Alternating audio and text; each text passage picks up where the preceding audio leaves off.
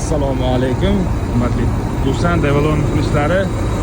Mana hozir Jizzax Zomin tumaniga keldik. Aka bilan mana ekskavator chustalarini haydayotgan ekanlar. Assalomu alaykum, aka hormang, charchamayapsizmi? Yaxshilayapsizmi, tuzimisiz? Aka biz shu Dusan kompaniyasidan edik, aka. O'tib ketayotgandik, ko'rib qoldik, aka. Anchadan beri haydaysizmi? Dusanni yaxshimi, aka? To'g'ri aka. O'sha bu qaysi tashkilotga tegishli, shuni so'ramoqchi edik. Jizzax Oqqo'rg'onlik MChJ. Jizzax Oqqo'rg'on MChJ. Ha, bo'ldi, aka. Yaxshimi, aka? Kamchiliklari yo'qmi?